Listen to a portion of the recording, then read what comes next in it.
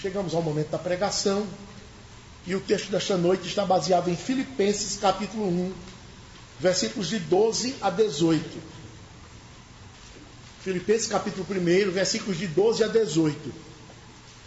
Diz assim a palavra de Deus: Quero ainda, irmãos, cientificar-vos de que as coisas que me aconteceram têm antes contribuído para o progresso do Evangelho, de maneira que as minhas cadeias em Cristo se tornaram conhecidas de toda a guarda pretoriana e de todos os demais. E a maioria dos irmãos, estimulados no Senhor por minhas algemas, ousam falar com mais desassombro a palavra de Deus. Alguns, efetivamente, proclamam a Cristo por inveja e porfia. Outros, porém, o fazem de boa vontade. Estes, por amor, sabendo que eu estou incumbido da defesa do Evangelho. Aqueles, contudo, pregam a Cristo por discórdia, insinceramente, julgando suscitar tribulação às minhas cadeias. Todavia, que importa? Uma vez que Cristo, de qualquer modo, está sendo pregado, quer por pretexto, quer por verdade. Também com isto me regozijo. Sim, sempre me regozijarei. Amém. Paradoxos de uma prisão injusta. Uma prisão injusta acontece quando a pessoa, por exemplo, é confundida com outra pessoa. Criminoso comete um crime e outra pessoa é confundida com o criminoso e é presa. E fica encerrada até que se descubra a verdade. A pessoa sofre, irmãos, e todos os dias nós vemos casos desse tipo.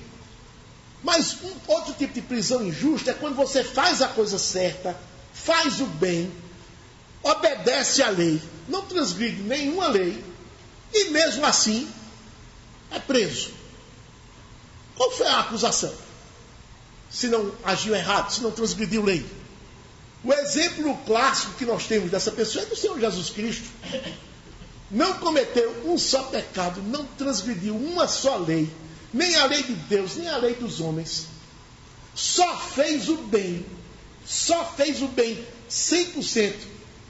Mesmo assim foi preso, injustamente, foi condenado, foi julgado e condenado, foi crucificado. Só fez o bem, sofreu por fazer o bem. Essa sim é uma prisão injusta. O contexto da nossa passagem é que Paulo está preso na cidade de Roma, como vimos no último sermão. Roma ficava a 1.300 quilômetros da cidade de Filipos, a cidade que tem a igreja que está recebendo a carta aos Filipenses. E nessa carta, embora preso, o apóstolo dá uma explosão aqui de alegria, uma demonstração de ânimo. Sujeito preso, mas escrevendo com alegria, transmitindo ânimo, esperança. E ele conta nessa carta as bênçãos que consegue enxergar. Eu estou preso aqui, mas consigo enxergar tantas bênçãos que eu não posso deixar de compartilhar com vocês o que eu estou enxergando. Enxergando no tocante ao reino de Deus e à igreja do Senhor, bênçãos que estão vindo em decorrência da prisão dele. Bênçãos que são decorrentes da prisão dele. E isso se constitui num paradoxo. Paradoxo, irmãos, é uma coisa incomum. É quando você espera alguma coisa, tem certeza que vai ser isso, e acontece exatamente o contrário. Porque se alguém está preso, mesmo injustamente, o que é que isso deve produzir? O que é que se espera?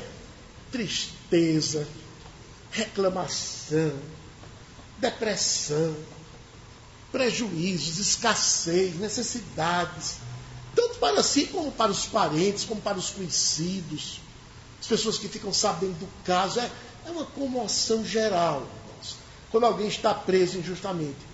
Mas nesse caso não. O que estava ocorrendo eram bênçãos sem medida que estavam acontecendo para o reino de Deus, para o Evangelho, e justamente em decorrência porque o principal pregador estava preso. Por isso que se diz, isso é um paradoxo. Não se espera isso. A prisão de Paulo foi injusta. Ele não fez qualquer mal a ninguém, não desrespeitou qualquer autoridade, não transgrediu nenhuma lei. Mesmo assim foi preso lá em Jerusalém, distante daí quase 4.000 quilômetros. Foi recambiado num navio prisão para Roma, para ser julgado pelo Tribunal Imperial. Então o nosso propósito é mostrar como isso deve começar a fazer sentido na nossa vida. Nós vivemos num país livre, ainda livre, onde podemos pregar o Evangelho à vontade, mas os irmãos sabem que isso é por pouco tempo, porque o cerco está se fechando, as críticas estão se agigantando avassaladoramente, e logo, logo você vai ficar premido para pregar o Evangelho, tolhido para pregar. Será que você vai dizer assim, não posso pregar mesmo, então eu não prego porque eu não posso. E quando você podia pregar, você pregava? Não é? Muitos vão apresentar muitas desculpas, mas irmãos, muitos serão pregadores, vão ficar desassombrados, vão ousar pregar, vão ser presos. Muitos de nós seremos presos. Nessa geração, na próxima, os nossos filhos serão presos, nossos netos serão presos, porque o cerco está se fechando, irmãos. E como é que nós vamos reagir? Será que nós vamos ficar numa masmorra apodrecendo de tristeza, depressão, lamúrias, reclamações? Ou nós vamos estar presos e por causa da nossa prisão nós vamos enxergar que o Evangelho está tendo um boom assustador por causa da nossa prisão? E nós mesmos, presos, estaremos lá pregando a palavra de Deus. Então o meu propósito é mostrar que isso deve começar, o entendimento desse texto, deve começar a lhe despertar, a lhe alertar, porque esses dias estão para chegar, e eles não estão longe. Então vamos ver quais foram as bênçãos paradoxais, alistadas pelo apóstolo, quando estava preso. Paradoxo de uma prisão injusta. Assim, por causa da prisão injusta do apóstolo, o primeiro paradoxo decorrente dela foi encorajamento a que outros preguem. E Paulo mostra esse encorajamento que aconteceu em dois aspectos. O primeiro aspecto, o encorajamento a que outros preguem por amor. Preguem por amor. No versículo 12, nós vemos assim: quero ainda, irmãos, cientificar-vos de que as coisas que me aconteceram têm antes contribuído para o progresso do Evangelho. Irmãos, o que é que o apóstolo está afirmando aqui? As coisas que lhe aconteceram têm contribuído para o progresso do Evangelho. O que foi que aconteceu com Paulo? Nós podemos nos lembrar facilmente. Ele chegou da terceira viagem missionária, foi preso em Jerusalém, foi julgado ali e disse: esse julgamento está injusto, eu apelo para César. E o tribunal disse: para César apelaste, para César irás. E ele continuou na prisão, e marcado o dia de embarcar, ele entrou no navio, um navio prisão, 278 almas, 278 presos, todos eles eram presos, tinha a tripulação do navio e o resto era prisioneiro. Aí saíram de lá, do Oriente Médio, da cidade de Jerusalém, do porto que ficava em Jope, Cesareia, para Roma. Uma viagem longa, irmãos. No meio da viagem, uma tempestade que agravou-se tanto por muitos dias que o navio veio a afundar. Ainda bem que afundou perto de uma ilha. E o navio se destroçou. Quem sabia nadar, nadou. Quem não sabia nadar, se agarrou em destroços do navio. De tal forma que todos se salvaram. Nenhuma alma se perdeu. Chegaram na ilha de Malta. Lá o apóstolo curou o pai do governador da ilha, que era o principal, era um administrador romano, colocado por Roma lá para administrar a ilha. E Paulo curou o pai do governador. E depois que os habitantes da ilha souberam disso, formou aquela fila interminável de enfermos. E Paulo curou a todos, não deixou ninguém sem receber o benefício da cura. E diz o texto que ele ficou nessa ilha de Malta 3 meses. Todos eles ficaram na ilha durante 3 meses, aguardando um novo navio que passasse, que tivesse condições de fazer o restante da viagem até Roma. Lucas não diz absolutamente nada se Paulo pregou na ilha de Malta. Não diz absolutamente nada. Mas ele diz que Paulo passou 3 meses lá. O que é que os irmãos acham? Paulo pregou ou não pregou? Irmãos, Paulo não podia ficar 5 minutos sem pregar o evangelho. Encostasse um incrédulo ali, ele pregava o evangelho. Ele tinha ganhado a confiança e a simpatia do comandante do navio. Na ilha ele era considerado um prisioneiro, mas ele tinha um status diferente. O próprio administrador da ilha o honrou, porque ele curou seu pai, curou todos os habitantes da ilha. Os próprios habitantes da ilha deram honrarias a toda a delegação por conta de Paulo. Então, se ele passou 3 meses na ilha, certamente, irmãos, ele pregou o evangelho na ilha de Malta. Depois desse tempo, de 3 meses, passa um navio na ilha de Malta. Todos embarcam no navio, os 278 prisioneiros mais a tribulação, e vão para Roma. Ficava perto, 2 dias mais ou menos chegavam em Roma. E chegado em Roma, cada um tomou seu destino de prisão, e a prisão de Paulo, por graça de Deus, foi uma prisão domiciliar. Foi-lhe permitido alugar uma casa às suas próprias expensas, e ele ficou preso nessa casa, guardado pela guarda pretoriana, a guarda do palácio real, que fazia os turnos decorrentes da sucessão de troca de guarda. Quando ele estava nessa casa preso, sabe o que foi que ele fez? Vou ficar aqui parado, não. Eu estou aqui preso, então eu vou convocar os judeus que moram aqui em Roma para me ouvirem, para ouvirem a palavra. Abre aí, segure Filipenses, abre Atos 28. Atos 27. Atos 27, 1 e 2, olha. Quando foi decidido que navegássemos para a Itália, entregaram Paulo e alguns outros presos a um centurião chamado Júlio, da corte imperial. Embarcando no navio Adramitino, que estava de partida para costear a Ásia, fizemos-nos ao mar, indo conosco para estar com Macedônio de Tessalônica. No versículo 41, aí ele já vai falar do naufrágio. Quando está no final da tempestade, dando porém no lugar onde 2 correntes se encontravam, encalharam ali o navio, a proa encravou-se e ficou imóvel, mas a popa se abria pela violência do mar. O parecer dos soldados era que matassem os presos, para que nenhum deles, nadando, fugisse. Mas o centurião, querendo salvar a Paulo, impediu-os de o fazer, e ordenou que os que soubessem nadar fossem os primeiros a lançar-se ao mar e alcançar a terra, quanto aos demais, e que se salvassem uns em tábuas e outros em destroços do navio, e foi assim que todos se salvaram. Aí diz o versículo 1 do capítulo 28, uma vez em terra, verificamos que a ilha se chamava Malta. Lá no versículo 8 diz que aconteceu achar-se enfermo de disenteria, ardendo em febre, o pai de Públio. Paulo foi visitá-lo e orando impôs-lhe as mãos e o curou. À vista deste acontecimento, os demais enfermos da ilha vieram e foram curados. Diz aqui o versículo 11, ao cabo de 3 meses, embarcamos no navio alexandrino que invernara na ilha e tinha por emblema Dióscuros. Então ele passou 3 meses na ilha de Malta, irmãos. É impossível que ele não tenha pregado o evangelho aqui.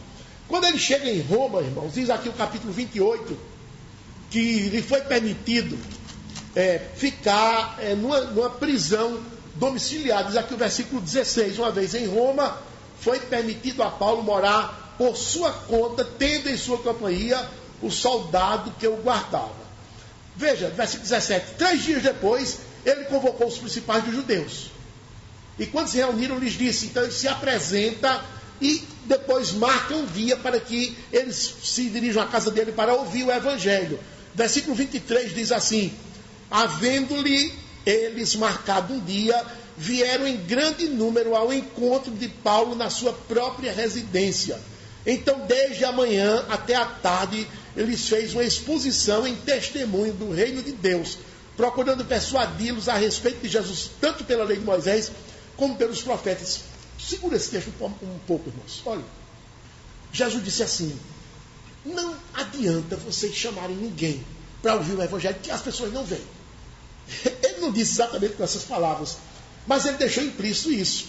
Quando ele disse assim, ide e pregai, É porque não adianta você chamar o povo, não, ninguém vem. Vá na casa da pessoa. Olha, se você for, ainda será recebido de má vontade. Os nossos núcleos, por exemplo, eu tenho visto as pessoas chamarem.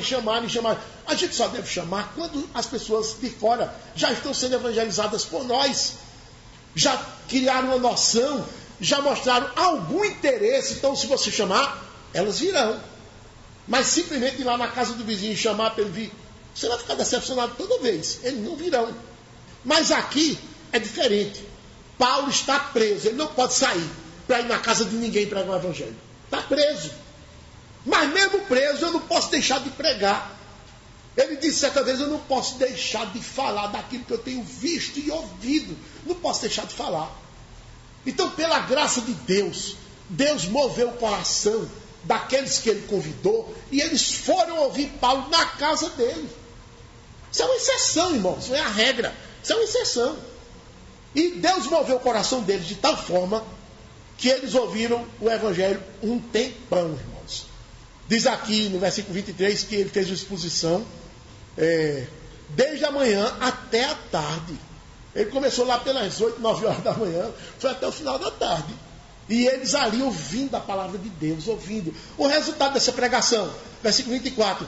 Houve alguns que ficaram persuadidos pelo que ele dizia. Outros, porém, continuaram incrédulos. Quer dizer, uma turma creu e outra não creu. É sempre assim. E ele continuou fazendo exposições bíblicas regulares. Sabe por quanto tempo? 2 anos.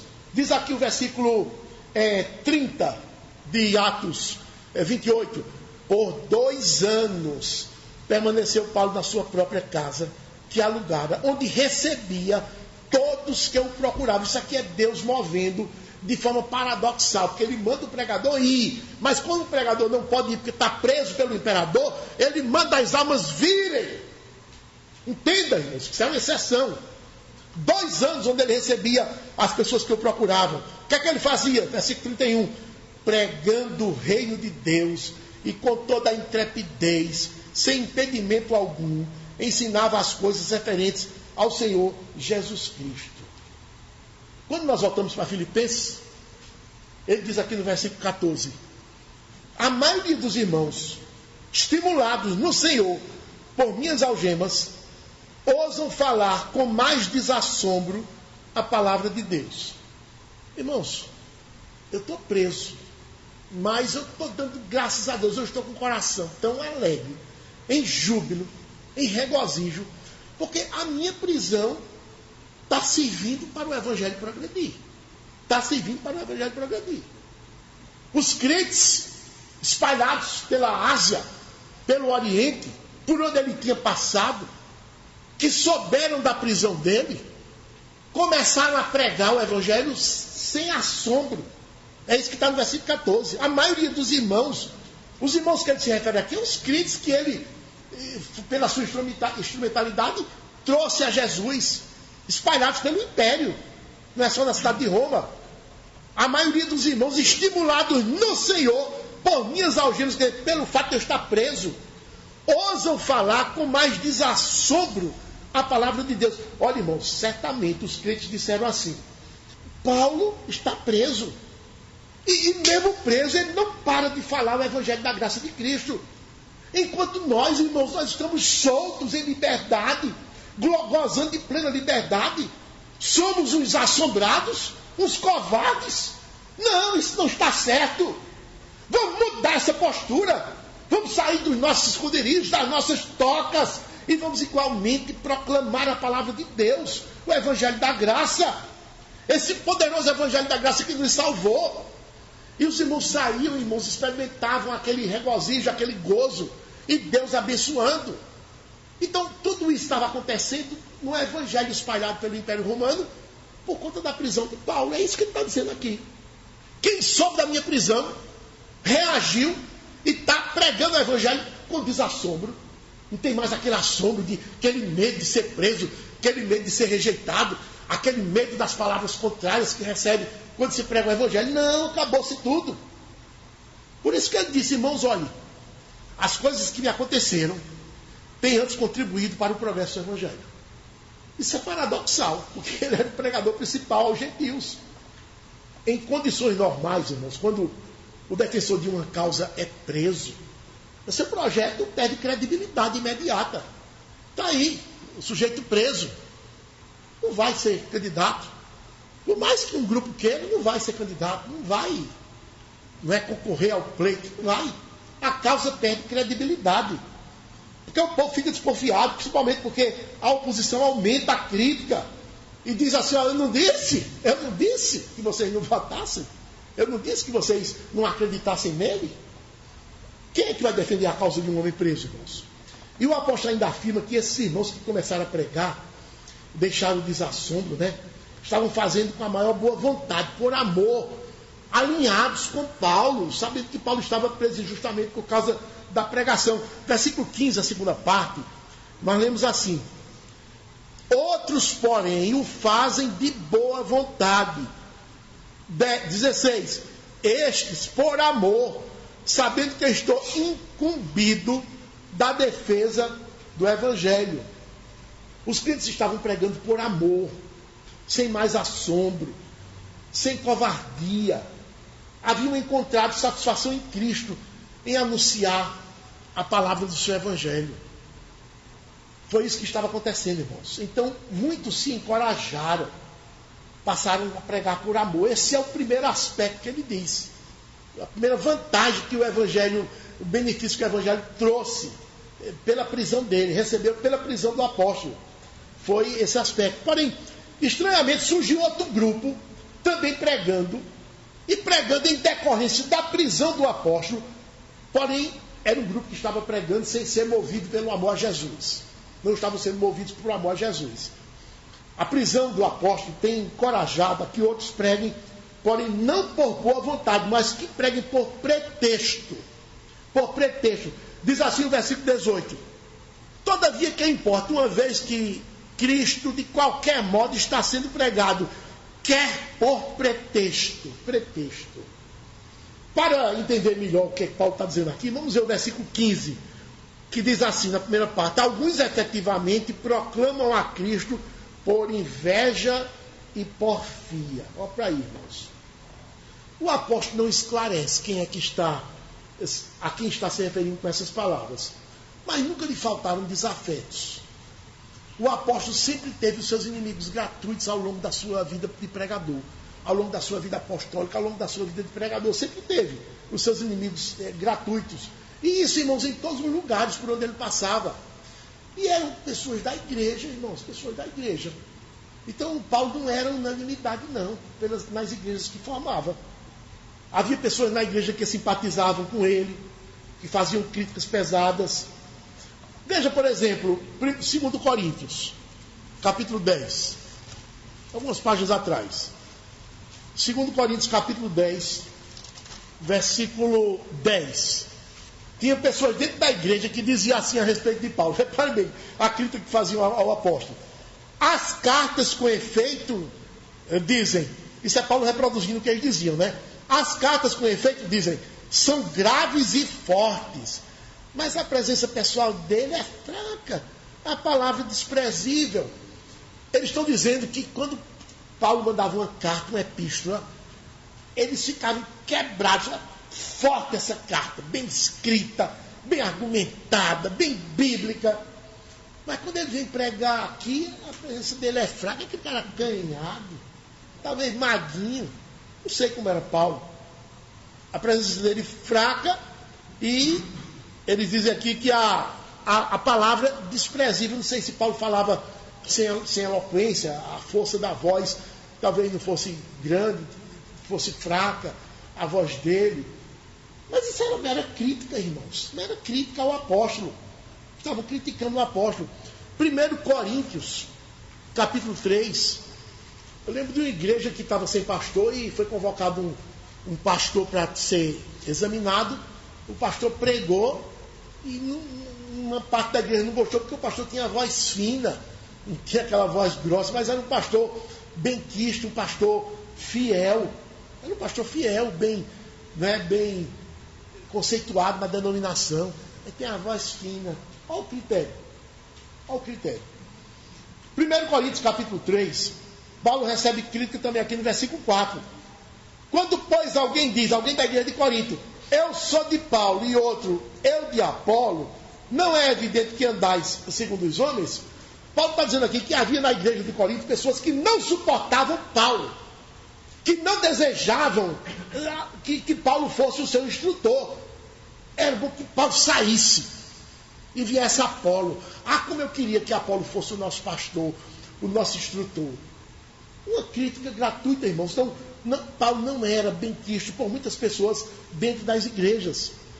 Havia membros da igreja que resistiam assim a Paulo, afrontavam, não respeitavam Paulo. Segundo Timóteo, ele também denunciou esses camaradas. Segundo Timóteo, capítulo 4, ele escrevendo a carta a Timóteo, e ele alertou Timóteo contra esses membros de igreja, e diz o nome dele. Segundo Timóteo, capítulo 4, versículos 14 e 15, Paulo está dizendo a Timóteo, Alexandre, o latoeiro, quer dizer, um membro da igreja que trabalhava com caçarola. Latoeiro é que trabalha com caçarola, né? Deve ser isso, se não me engano. Alexandre, o latoeiro, causou-me muitos males. O Senhor lhe dará a paga segundo as suas obras. Tu, Timóteo, né? Guarda-te também dele, porque resistiu fortemente às nossas palavras. Era um sujeito que não se dobrava, sabe, ao ensino apostólico. Então tudo isso prova, irmãos, que muitos pregavam o evangelho de Jesus, porém não por amor, mas por inveja e por porfia. É como se eles raciocinassem assim: nós devemos dar atenção a isso. Nós não gostamos de Paulo, mas devemos dar atenção a esse fato. Ele está preso. Ele está preso lá em Roma, e todo mundo que tem sabido dessa prisão dele sabe que é uma prisão injusta, porque ele não fez nada que justificasse essa prisão. Sabe que ele está preso por pregar o evangelho. Então nós que estamos livres, nós seremos facilmente acusados pela turma que é a favor dele. Vamos prestar atenção. Os inimigos se reuniam e diziam isso. Vamos prestar atenção nesse fato, porque nós vamos ser acusados de estarmos livres e não pregarmos o evangelho. Então vamos pregar o evangelho, para a gente não perder para eles. Essa era a motivação deles, para pregar o evangelho. Paulo diz aqui que eles não pregavam de forma legítima, mas por discórdia, insinceramente. Eles não eram movidos por amor a Jesus, irmãos.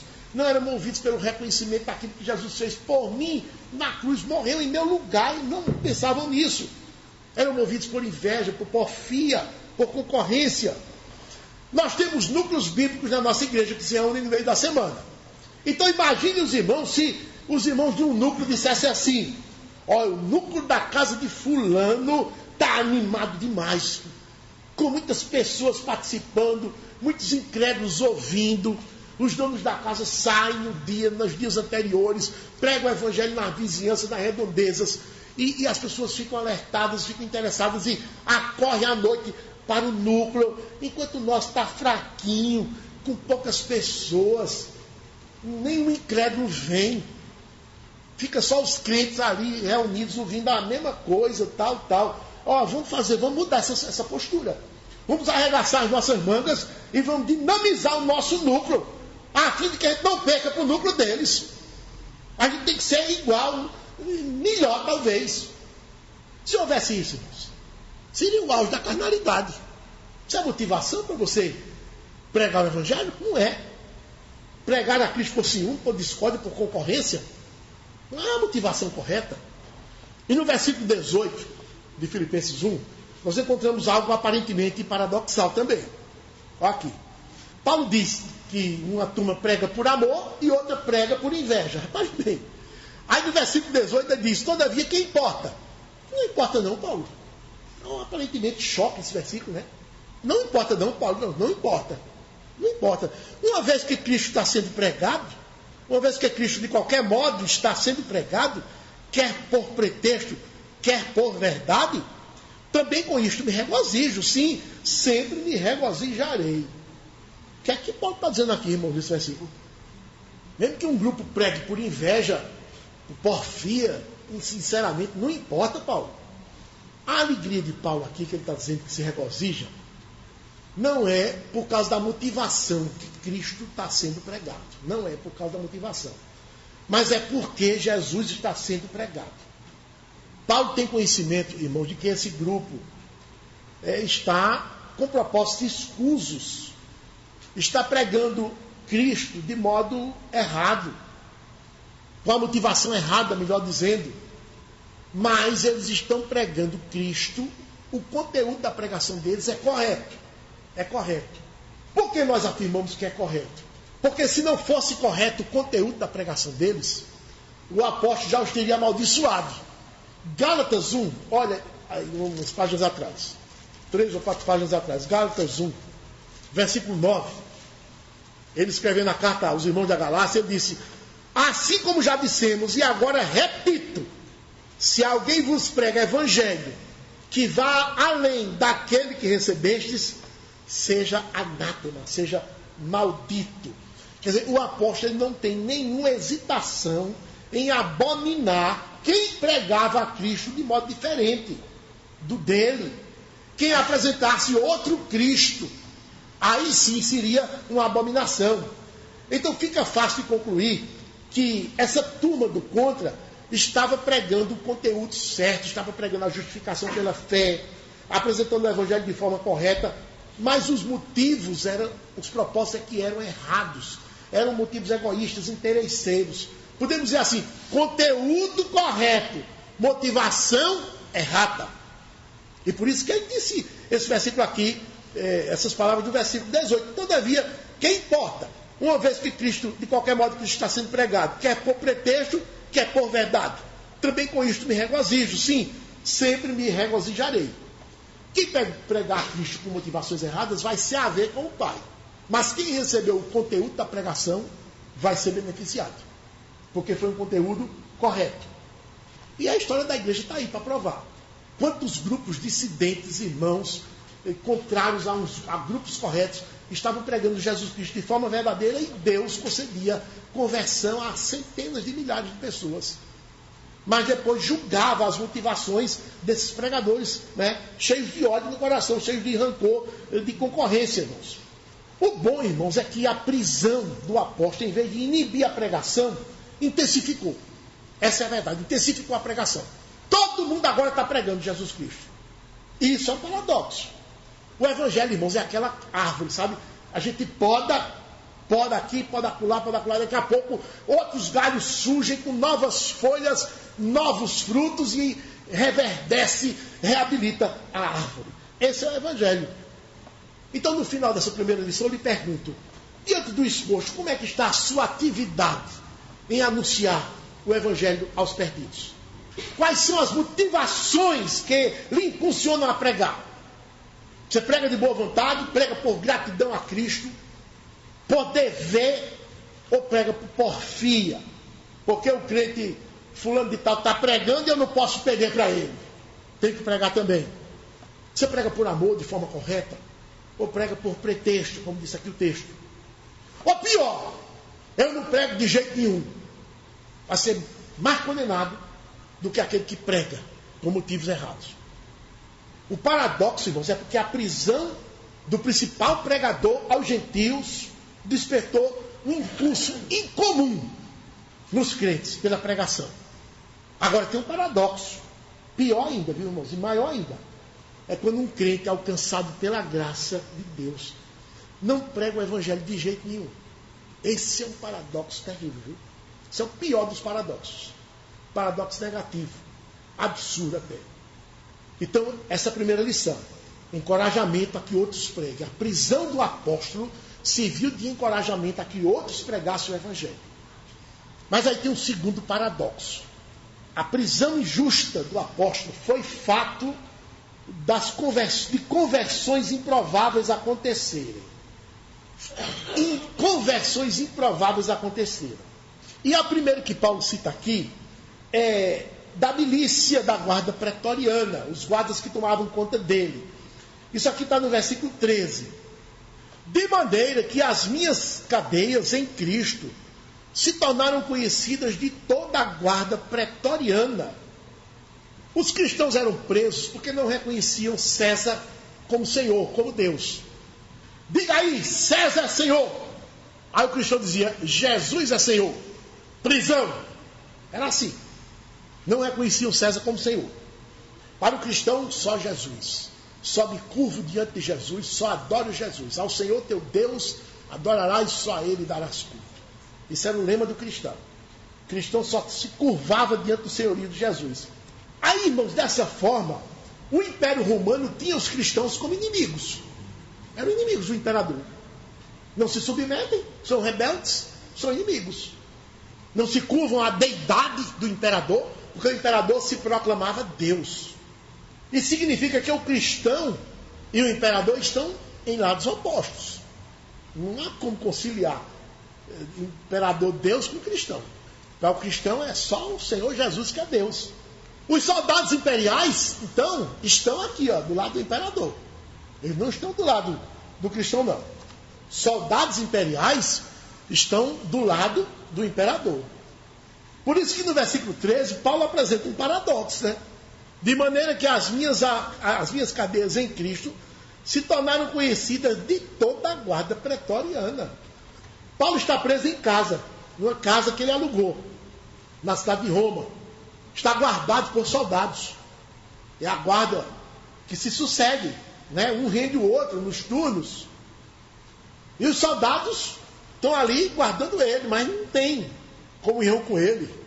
Um dia eu vi um relato de um sequestrador que tinha sido preso, e ele disse que o sequestro dele falhou, da equipe falhou, porque um dos sequestradores, que estava guardando lá o sequestrado, enquanto os outros estavam fora negociando, e estava um sequestrador guardando o sequestrado. Fez amizade com o sequestrado.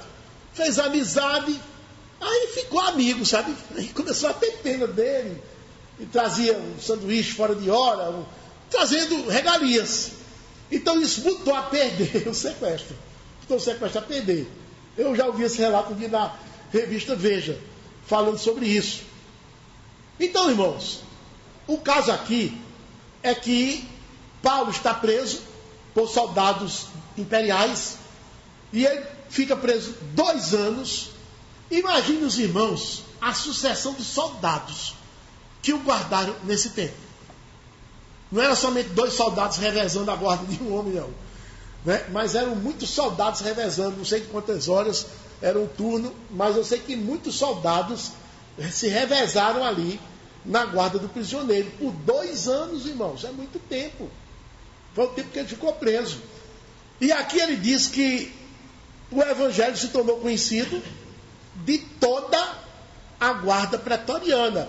Evidentemente que ele está usando aqui de uma figura de linguagem chamada hipérbole. Não é que todos os soldados da guarda se converteram, mas grande parte dos soldados que se sucederam nesses turnos durante esse tempo ouviram o evangelho e se converteram. É isso que ele está dizendo. Quando juntamos aqui a primeira frase do versículo 13, de maneira que as minhas cadeias em Cristo se tornaram conhecidas de toda a guarda pretoriana, com a última frase do versículo 12, o progresso do evangelho, nós entendemos que o apóstolo está dizendo que os soldados se converteram a Jesus. Soldados que tiveram contato com ele se converteram a Jesus. Eles viram ali, sabe, irmãos, que o prisioneiro estava sendo injustiçado. A própria convivência dos soldados com Paulo ali naquela casa foi capaz de fazer os soldados enxergarem a inocência daquele prisioneiro. O que eu estou vendo é que esse soldado respeita a mim como soldado. Tem um respeito a mim, me trata com tanto respeito e honra. Fala bem do imperador, nunca maculou o imperador com nenhum comentário desgastante, pejorativo, nunca maculou. Soldados enxergavam isso. Pelo contrário, ele tributa respeito ao imperador. Ele nos trata com misericórdia. Mandaram uma oferta para ele aí. Eu estava em casa precisando de um extra para comprar um remédio, meu filho adoeceu. Ele me deu. É possível que Paulo tenha feito isso. Paulo era misericordioso. Deve ter repartido dinheiro da oferta que recebeu, tirava as despesas para pagar o aluguel, mas dava aos soldados também. Não para comprar, mas como um ato de misericórdia, porque talvez o soldado tivesse dito da necessidade que estava passando. Eu sei, irmãos, que os soldados passaram a respeitar Paulo, e por isso deram ouvidos à sua pregação. Isso ficou claro para os soldados imperiais. E eles se converteram por isso. Houve quebra da ordem. Eles quebraram a ordem. Quer dizer, se o imperador souber que eu estou aqui, né, em comunhão com o prisioneiro, o que é que vai dizer? Mas eu também não posso fugir disso, porque o que o prisioneiro está me apresentando, esse Jesus é a minha salvação, eu entendi isso. Eles quebraram a ordem mesmo, mas ganharam a salvação. Deus sempre dá graça, irmãos. Observaram, né? Abundante quando os seus servos estão presos injustamente. José foi preso por conta daquela calúnia da mulher de Potifar. Irmãos, 13 anos na jaula. 13 anos, irmãos. Não é brincadeira, não. É uma prisão injusta demais. Mas, por causa do procedimento de José na prisão, Deus deu graça a ele. E ele ganhou a simpatia do carcereiro. E a coisa foi de tal forma que o carcereiro deixava José tomando conta dos outros presos. Tal era a confiança adquirida. Gênesis 39 é sempre um texto muito precioso. A gente vê isso, como a graça de Deus age, né? Não somente no aspecto da salvação, mas também no aspecto de tornar o crente aceitável aos perdidos, aos incrédulos, até aos inimigos, aqueles que estão guardando. Gênesis capítulo 39, versículos 21 a 23. O Senhor, porém, era com José, e lhe foi benigno. Benigno é gracioso. E lhe deu mercê perante o carcereiro, encontrou favor diante do carcereiro, o qual confiou às mãos de José todos os presos que estavam no cárcere. E ele fazia tudo quanto se devia fazer ali. E nenhum cuidado tinha o carcereiro de todas as coisas que estavam nas mãos de José, porque o Senhor era com ele. E tudo que ele fazia, o Senhor prosperava. Daniel está preso na Babilônia. Chegou como prisioneiro. Ele, Sadraque, Mesaque e Abednego. Livro de Daniel, depois do profeta Ezequiel, nós encontramos também Deus agraciando os seus servos fiéis diante dos funcionários da corte, que inclusive colocaram a cabeça a prêmio para favorecer esses 3 servos do Senhor. O livro de Daniel, no capítulo 1, a partir do versículo 8, diz que resolveu Daniel firmemente não contaminar-se com as finas iguarias do rei, nem com o vinho que ele bebia. Então pediu ao chefe dos eunucos que ele permitisse não contaminar-se. Ora, Deus concedeu a Daniel misericórdia e compreensão da parte do chefe dos eunucos. Se Deus não tivesse compreendido, o chefe dos eunucos seria negado, viu? Mas aí Deus entrou na história. Diz aqui o versículo 10. Disse o chefe dos eunucos a Daniel: tenho medo do meu senhor, o rei, que determinou a vossa comida e a vossa bebida. Porque, pois, veria ele o vosso rosto mais abatido do que o dos outros jovens da vossa idade. Assim, poríeis em perigo a minha cabeça para com o rei. Ó, irmãos, o rei não teria nenhuma cerimônia, passa a guilhotina na cabeça do camarada aí, porque ele desobedeceu minhas ordens. Mas como Deus estava na história, veja o que aconteceu, como foi o desfecho dessa história. Então disse Daniel, versículo 11, ao cozinheiro-chefe, a quem o chefe dos eunucos havia encarregado de cuidar de Daniel, Ananias, Misael e Azarias: experimenta, peço-te, os teus servos 10 dias, e que se nos deem legumes a comer e água a beber. Então se veja diante de ti a nossa aparência e a dos jovens que comem das finas iguarias do rei. E segundo vires, age com os teus servos. Ele atendeu e os experimentou 10 dias. No fim dos 10 dias, a sua aparência era melhor. Estavam eles mais robustos do que todos os jovens que comiam das finas iguarias do rei. Com isto, o cozinheiro-chefe tirou deles as finas iguarias e o vinho que deviam beber e lhes dava legumes. Irmãos, o chefe dos eunucos disse: eu não vou não. Eu me arrisco não. Aí Daniel, tá certo. Aí foi falar agora com o segundo da hierarquia, o que ficava sob as ordens do chefe, que era o cozinheiro-chefe. Falou com o cozinheiro: cozinheiro, assim, assado. Mas aí o rei vai ver o semblante de vocês mais enfraquecido. Faça o teste pelo menos 10 dias, eu lhe imploro. E Deus ajudando. Aí foi feito o teste. No fim dos 10 dias estavam Daniel tudo robusto, aparece tudo rosado, né? A máquina funcionando bem, só com comida light, uma dieta vegana, como se diz. E quando ele olhou, não acreditou. Os outros rapazes tudo comendo aquelas comidas pesadas, aquele vinho pesado do rei, misturado com todo tipo de comida iguaria, tudo doente, né? Adoecendo da barriga, foi aquela confusão. Estavam abatidos. Então, Deus deu graça aos servos fiéis que estavam prisioneiros. É sempre assim, irmãos. A suma é: aqueles que foram colocados pelo imperador para tomar conta do prisioneiro, considerado inimigo do imperador, pregou o evangelho aos soldados e eles se converteram. Isto é, os guardas passaram para o lado do guardado. Isso é um paradoxo. Isso é um paradoxo. Conta-se que um jovem se converteu a Jesus. Isso foi verdade. O pai, irmãos, um homem inteligente, poderoso, ficou louco, irmãos. Foi a loucura com a conversão. Meu filho está perdido, meu filho agora se converteu. Foi as palavras do pai. Aí o pai usou de estratégia, não enfrentou o filho. Não enfrentou. Chamou, era um homem rico, tinha grandes empresas, chamou uns homens de bons argumentos, conhecidos seus, para debaterem, para tentarem demover aquele rapaz com a argumentação lógica, científica, né? 2 camaradas de confiança do dono, do pai do rapaz, pagou altos valores a ele, e eles foram. E começaram, o rapaz era muito acessível, educado, então marcaram o debate, começaram a conversar, como quem não queria nada, e o rapaz falou de Jesus, que agora era crente e tal, e os 2 argumentadores, irmãos, tal, e muitos debates, muitas entrevistas. Olha, isso durou aí, irmãos, uns 3 ou 4 meses. E esses 2 camaradas botando dinheiro no bolso do pai do rapaz. No 5º mês, irmãos, havia 3 crentes. 3 crentes.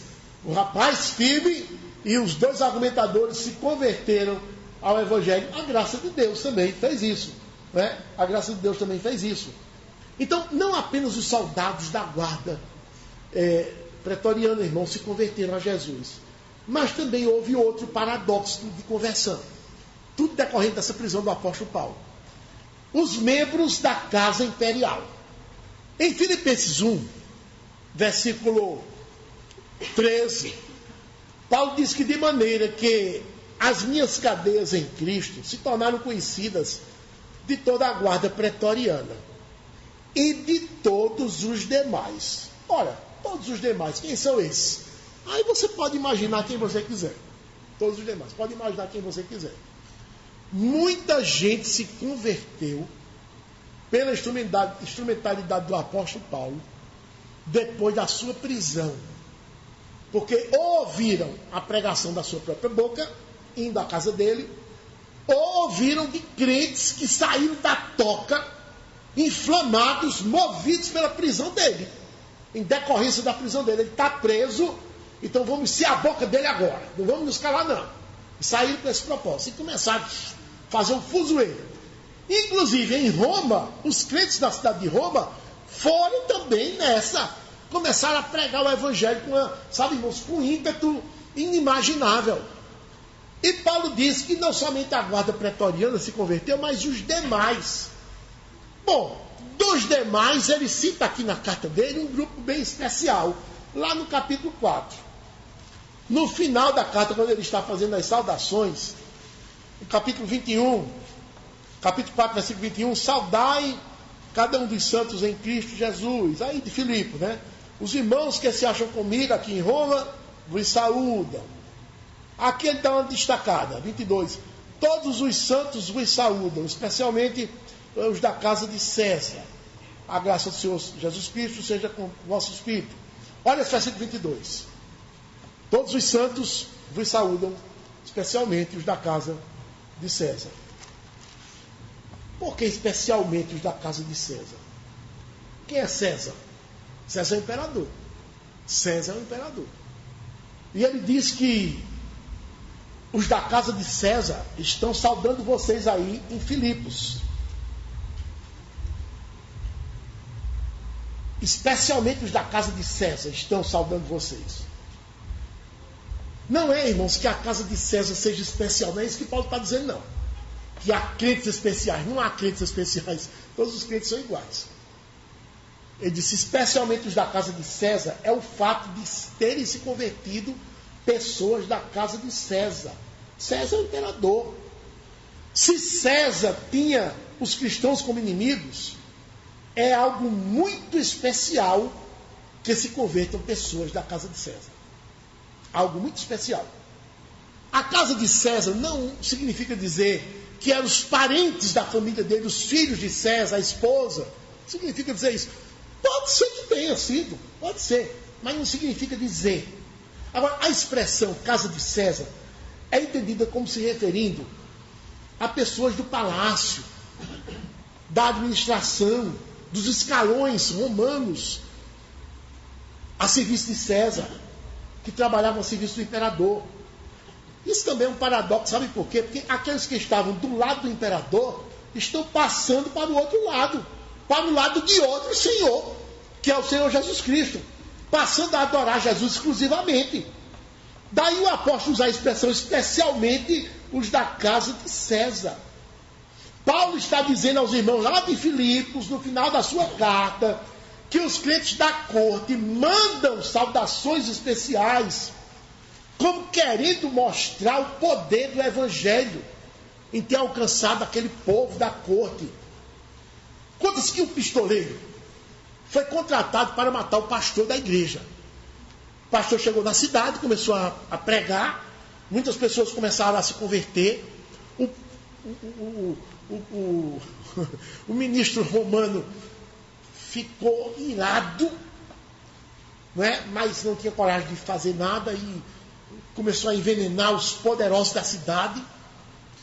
E o mais poderoso de todos ficou irado, desafiado pelo pastor. Foi falar com ele algumas vezes, o pastor disse: vou continuar pregando, porque meu Senhor é justo, Jesus Cristo, ele me mandou pregar o evangelho. E algumas vezes foi abordado por esse homem poderoso e não abriu a palavra. Continuou pregando a palavra.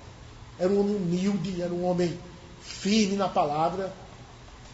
E esse homem ricão da cidade, desafiado na sua autoridade, contratou um pistoleiro.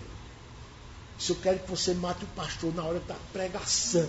Seja uma coisa bem assintosa, bem grave mesmo, para desmanchar o ímpeto dos outros que estão lá seguindo ele. E o pistoleiro botou metade do valor no bolso e a outra metade depois que executasse o serviço. E foi para lá, para a igreja na hora do culto. Chegou um domingo à noite lá e entrou, do godão, tirou o chapéu, armado, e procurou, estava procurando assim, vendo o melhor local onde se pudesse se postar para dar o tiro. Né? E quando ele entrou, estava a igreja lá cantando os salmos. Igreja reformada, igreja filial da Igreja da Graça.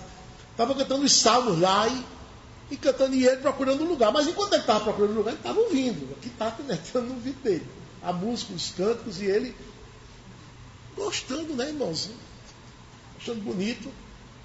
Aí ficou lá no lugar, sentou-se, achou um lugar, sentou-se. E gostando, e outro salmo, e outro salmo, e outro salmo. E eles vão esperar terminar esses salmos tão bonitos. Aí, irmãos, terminou de cantar. Aí passaram a palavra ao pregador. O pregador foi lá para frente e disse: é esse. O pistoleiro disse: é esse. E o pregador chegou, um homem grave, de aparência humilde, muito firme na palavra, começou a pregar. E não é que o pistoleiro começou a ouvir. Disse: dá mais um tempo para dar o tiro. E o pastor pregando, e ele começou a criar expectativas com a pregação. O pastor tinha uma homilética boa, estava conduzindo o auditório para um desfecho, e ele criou aquela expectativa ali, presente ali, presente, e tinha hora que ele pegava no revólver assim: vamos esperar mais um pouquinho, e gostando do sermão, gostando, irmãos, ouvindo, depois a tiro, e o tempo passando, e a mensagem se prolongando, e estava se aproximando do final, e o pastor guardando a apoteose para o fim, e o pistoleiro daquela expectativa. Quando terminou a pregação, o pistoleiro estava quebrantado, juntamente com a igreja. Igreja e pistoleiro, todos quebrantados. Se Paulo fosse descrever essa cena, ele diria: todos se quebrantaram, especialmente o pistoleiro. Não é que o pistoleiro fosse especial, mas foi um paradoxo, porque ele foi ali para matar e acabou quebrantado, se convertendo, irmãos. Não houve o assassinato, evidentemente, pelo menos não nessa ocasião, nem não pelas mãos desse pistoleiro mais. A história terminou assim. E se constitui um paradoxo, que aquele que deveria matar o pregador termina se convertendo. E na conclusão nós dizemos assim: o evangelho tem esse poder de surpreender. Quando nós imaginamos, irmãos, que vai acontecer uma coisa, acontece outra. Paulo, possivelmente, quando foi preso em Jerusalém, disse assim: e agora? Eu sou o apóstolo gentil, sou eu que tenho essa responsabilidade de pregar. Quem é que vai me substituir?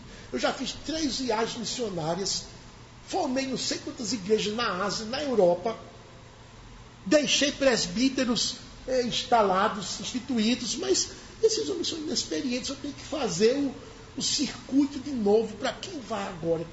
É possível que essa preocupação tenha atingido, irmãos. O apóstolo Paulo também era humano. Mas deixe, irmãos, que daqui a pouco está lá o apóstolo, cheio de júbilo, escrevendo uma carta e dizendo assim: meus irmãos, a minha prisão tem sido usada por Deus para fazer progredir o Evangelho. E eu não tenho palavras para expressar a minha admiração com isso. Não tenho palavras. É alguma coisa incompreensível. Por isso que, em outra oportunidade, eu disse: irmãos, quando eu sou fraco, é que sou forte. Quando eu sou fraco, eu sou forte. O poder de Deus se aperfeiçoa na fraqueza. Eu pensava que dependia de mim, coitado de mim. O poder de Deus se aperfeiçoa na fraqueza humana. Por isso, meus irmãos, devemos cada vez mais entender que o Evangelho é de Deus. O principal interessado em fazer o Evangelho progredir é Deus. O que nos cumpre, irmãos, é pregar. O resultado da pregação é com Deus. Eu vejo tantos crentes, inclusive antigamente, irmãos, eu já tive também essa mesma postura, querer pregar e ao mesmo tempo querer converter o ouvinte. Não é papel nosso, irmãos. Não me cabe. Pregue, testemunhe. E saia de perto. O Evangelho fica ali, feito um vulcão, na consciência daqueles ouvintes que você pregou. E vendo sua vida, sua postura, eles ficam naquela angústia, porque eles viram que é verdade o que você disse e viram que é verdade o que você faz. Eles ficam naquela agonia. A consciência fica martelando de dia e de noite, queimando. E Deus está fazendo a obra. Que se vai converter ou não, é com Deus. Quando Deus converte o pecador que você pregou, é uma alegria que você sente. Mas o resultado é com Deus. Não queira pregar e ao mesmo tempo converter o pecador, porque você não vai conseguir. Você vai querer fazer um papel que só pertence à autoridade exclusiva de Deus. Façamos aquilo que Ele nos ordenou. Preguemos e preguemos. E Ele faz o resto. Os resultados poderão nos surpreender. E muito. A ponto de dizer: isso é um paradoxo. Eu esperava um fracasso, veio uma vitória. Esperava uma negativa, veio uma afirmativa. Deus é assim, poderoso e surpreendente. Façamos então o que Ele nos ordena. Preguemos. Livres, preguemos. Presos, preguemos. Tristes, preguemos. Alegres, preguemos. Porque a pregação é o método de Deus para salvar os pecadores. A fé vem pelo ouvir, e o ouvir pela pregação. Quem tem ouvidos para ouvir, ouça. Amém. Amém.